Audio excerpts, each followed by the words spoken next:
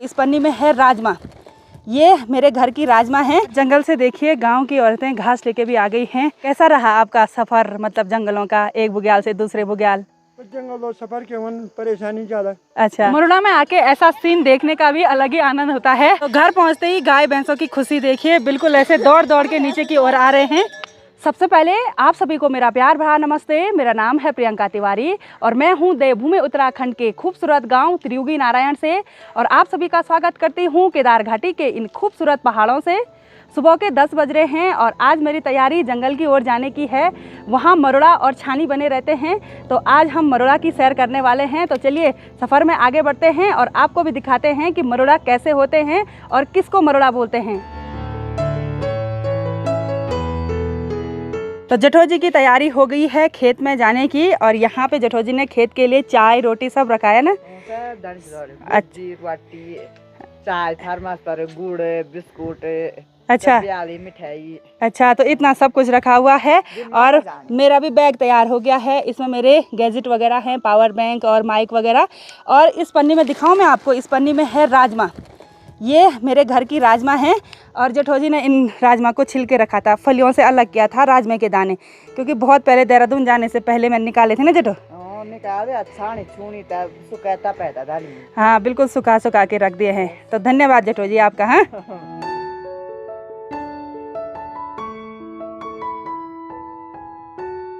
घर में आते ही आंगन में है गोली और गोली के बच्चे, और गोली के लिए मैं रोटी लेके आई हूँ।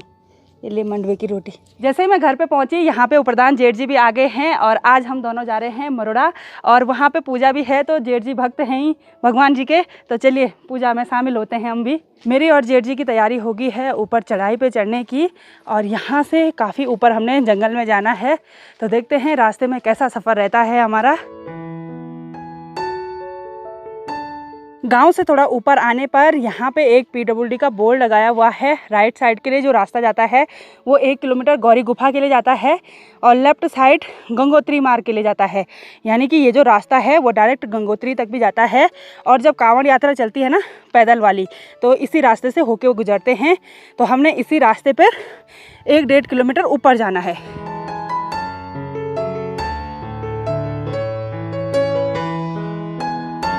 थोड़ा सा आगे बढ़ने पर हम यहाँ लदड़ी में पहुँच गए हैं, और यहाँ पे देखिए कितना प्यारा सा ग्राउंड है, हरा भरा ग्राउंड है।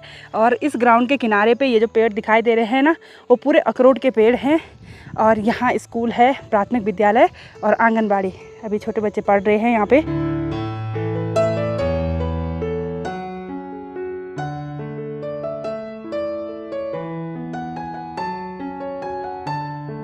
यहाँ से ऊपर अब जंगल का रास्ता स्टार्ट हो गया है, और रास्ता भी ऐसा नॉर्मली मिलेगा, मतलब अच्छा रास्ता बना हुआ नहीं मिलेगा। और जेठ जी बिल्कुल तेज़ तेज़ से चल रहे हैं, क्योंकि उनको आदत है जंगल जाने की और इधर उधर जाने की। दे क्या दे पढ़ना। और जंगल से देखिए गांव की औरतें घास लेके भी आ गई हैं, और पूरी बड़ी बड़ी भारी लगा रखी है। ये हरा घास है जो कि काफ़ी पौष्टिक होता है गाय भैंसों के लिए। और सुबह उठ के एक बार इनका काम है जंगल से घास लाना। यदि लिया क्या बाहरी भी होनो प्रणाम, ठीक जी। और ये देखिए ऐसे घास ना डंडे पे लगाया रहता है, तो फिर ऐसे भारी दिखती है।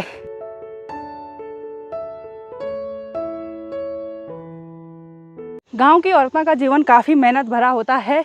एक बार वो अपनी गाय भैंसों के लिए हरी घास ला गई हैं। अब घर में जाएंगी, रोटियां खाएंगी और फिर खेत में चली जाएंगी, क्योंकि सर्दियों की तैयारी जो करनी है।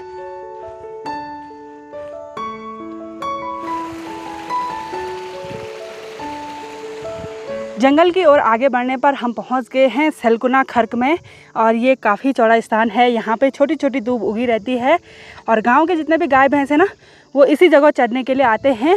तो यानी कि बुग्याल स्टार्ट हो गए हैं, और सावन के महीने में इस बुग्याल पे छोटे छोटे येलो कलर के फूल खिले रहते हैं।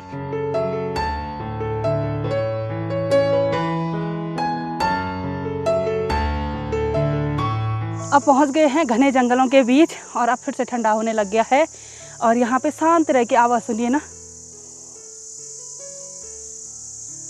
निन्यारों की आवाज़ आ रही है, जो कि काफ़ी अच्छी लग रही है। ऐसा लग रहा है कि जैसे कोई म्यूजिक बज रहा होगा आराम से। आजकल पक्षियों की आवाज़ नहीं सुनाई दे रही है।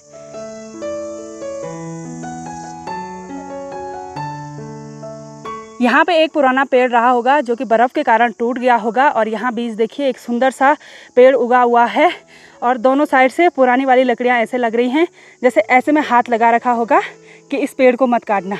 बिल्कुल सुरक्षा हो रखी है इस पेड़ की।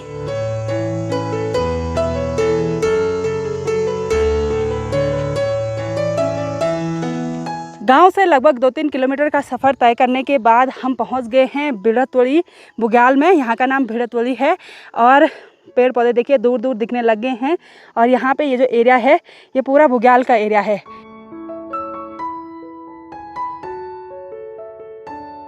हमारा आज का सफ़र यहीं तक का होने वाला है और यहाँ पे देखिए एक छोटा सा मकान बन रखा है, एक यहाँ ऊपर पे बन रखा है जो कि पत्थर की चुनाई से बन रखा है और ऊपर से ऐसी घास फूस और प्लास्टिक लगा हुआ है और यहाँ पे काफ़ी सारे लोग आए हुए हैं।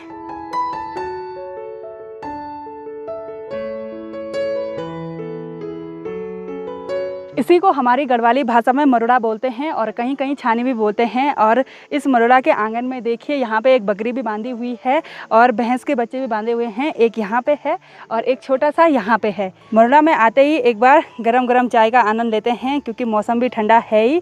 और एक्चुअली होता ऐसा है कि किसी ने ऐसा घर बनाए रहता है गाँव में 1-2 लोगों ने और फिर वो गर्मियों के महीने इन्हीं जंगलों में अपना जीवन व्यतीत करते हैं और फिर गाँव के जितने भी लोग हैं वो अपनी गाय भैंस इन्हीं बुग्यालों में भेज देते हैं चराने के लिए और इन गाय भैंसों की रखवाली ये लोग करते हैं जो यहाँ रहते हैं।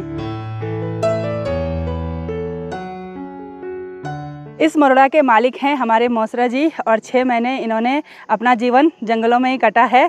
कैसा रहा आपका सफ़र, मतलब जंगलों का एक बुग्याल से दूसरे बुग्याल?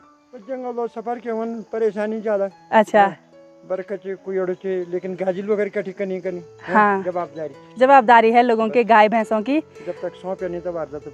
हाँ, आज तो मौसरा जी इस बार कमजोर भी हो रखे हैं। कमजोर नहीं हुआ, 3 दिन खाना हूँ। अच्छा, तो टाइम से खाना पीना नहीं हो पाता है और आज यहाँ पे क्षेत्रपाल महाराज की पूजा है जो इनके साथ हमेशा से रक्षक बने रहे और गाय भैंसों की रक्षा की और इस एरिया के रक्षक हैं, तो उन्हीं की पूजा में भी हम शामिल होने के लिए आ रखे हैं। और आज से ही लोग अपनी गाय भैंस वापस अपने घर को ले जाते हैं क्योंकि ठंड स्टार्ट हो गई है और अब धीरे धीरे बर्फ़ भी पड़ने लगती है। तो 6 महीना कम्प्लीट हो गया। 7 महीना। तो आप सोचिए 7 महीने तक जंगल में रहना, घर भी नहीं गए, कभी नहीं गए क्योंकि गाय भैंसों की जिम्मेदारी जो है।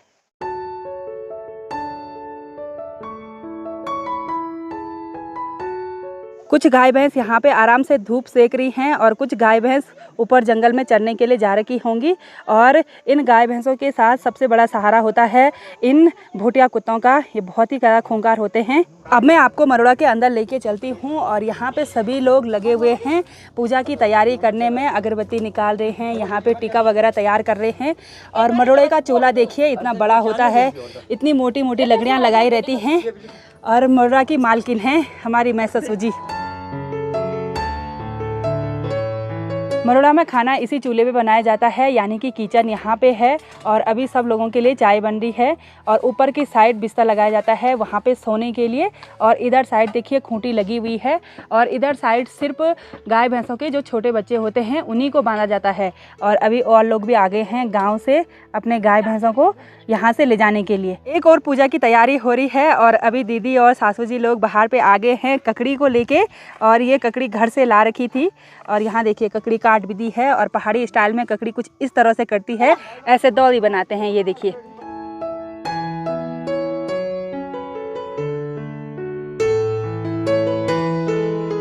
अब सभी लोगों के साथ मरुड़े के आंगन में बैठ के ककड़ी का आनंद लेते हैं, वो भी घर के पिसे हुए नमक के साथ। कैसा हो रहा? अच्छा हो रहा।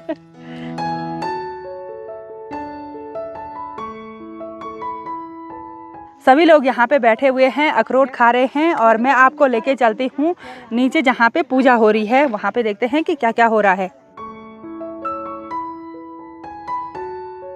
तो यहाँ पे ससुर जी ने भगवान जी को स्नान वगैरह करवा दिया है, दिया बाती कर दी है और इसके बाद भगवान जी के लिए भोग भी बन के तैयार हो गया है।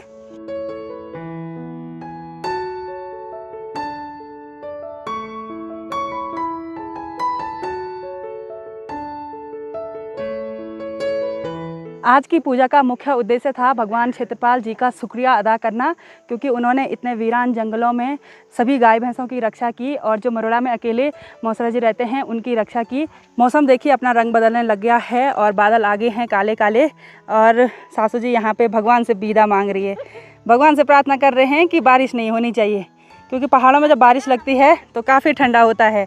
और सभी लोग अब मरोड़ा के अंदर जाने लग गए हैं और हम जाते हैं उधर जहाँ गाय भैंसें आराम से मज़े कर रही हैं। तो यहाँ मरोड़ा में उपप्रधान जेठ जी ने भी अपनी गाय भी भेज रखी थी, और उपप्रधान जेठ जी की गाय ये वाली है, और वो देखिए पहचान रही है। देखिए कितने टाइम बाद मिल रहे हैं, 6 महीने के बाद मिल रहे हैं अपनी गाय से। ये देखिए, मुझे मारेगी तो नहीं ये।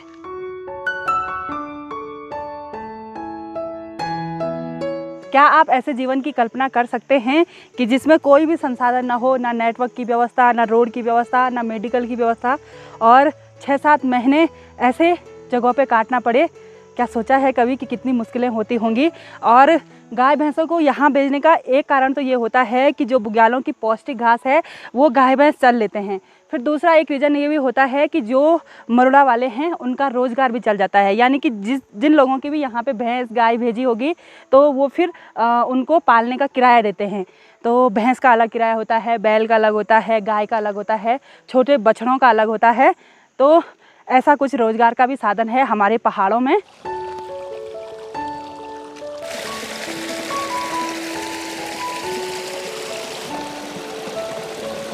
यहाँ पे ये प्राकृतिक जल स्रोत है और यहीं से पानी भर के मरोड़ा में ले जाया जाता है पीने के लिए। और ये पानी इतना ज़्यादा ठंडा है कि फ्रिज का पानी भी इतना ठंडा नहीं होता है। थोड़ी देर तक हाथ ऐसे लगा रहे हैं तो फिर उंगलियां काम करना बंद कर दे रही हैं। थोड़ी देर पहले तक अच्छे से धूप खिली हुई थी, लेकिन अभी बारिश होने लग गई है, क्योंकि पहाड़ों के मौसम का कोई भरोसा ही नहीं होता है, अचानक मौसम बदल जाता है। बारिश के साथ ओले भी पड़ रहे हैं। और अभी हमारी मैसासू जी ने कहा कि लंच बन के भी तैयार हो गया है, तो अब लंच करते हैं ना। चलो लंच करने।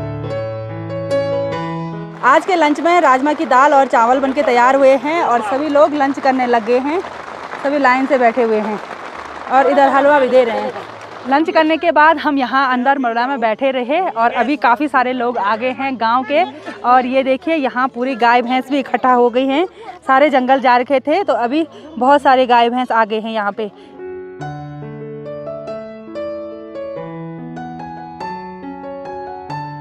मरोड़ा में आके ऐसा सीन देखने का भी अलग ही आनंद होता है। और हंसी तब आ रही ना जब हर कोई अपने भैंस को नीचे गांव की साइड भेजने की कोशिश कर रहा है, लेकिन वो ऊपर की ओर भाग रहा है, क्योंकि हर किसी गाय भैंस ने अपने अपने साथी बनाए रहते हैं। तो उसके साथ का साथी जब तक नहीं आएगा वो जाएगा ही नहीं तब तक। तो काफ़ी सारे भैंस नीचे की ओर चले गए हैं, तो हम भी चलते हैं अब घर की ओर। काफ़ी आनंद आया आज मरोड़ा में। तो कुछ दीदी लोग यहाँ पे गद्दे वगैरह ले जा रहे हैं जो मरोड़ा वालों के हैं, और उनका जो सामान वगैरह होगा थोड़ा थोड़ा सामान सब ले जा रहे हैं घर। आज से इस कुत्ते की भी ड्यूटी ख़त्म हो गई है। 6 महीने तक ये आराम से घर में आराम करेगा। घर पहुँचते ही गाय भैंसों की खुशी देखिए, बिल्कुल ऐसे दौड़ दौड़ के नीचे की ओर आ रहे हैं। ये देखिए सारे घर आ गए हैं।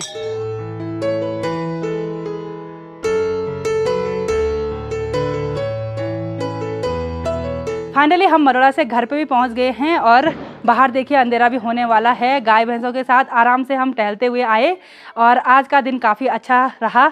तो आपको वीडियो कैसे लगी कमेंट सेक्शन में कमेंट करके ज़रूर बताना। तो आज की इस वीडियो को यहीं पे एंड करते हैं। आई होप आपको वीडियो पसंद आई होगी। वीडियो पसंद आए उसको लाइक कीजिए, कमेंट कीजिए और अपने दोस्तों के साथ शेयर कीजिए। मैं प्रियंका योगी तिवारी मिलती हूँ आपको अपनी अगली नई वीडियो में। तब तक के लिए जय देवभूमि उत्तराखंड।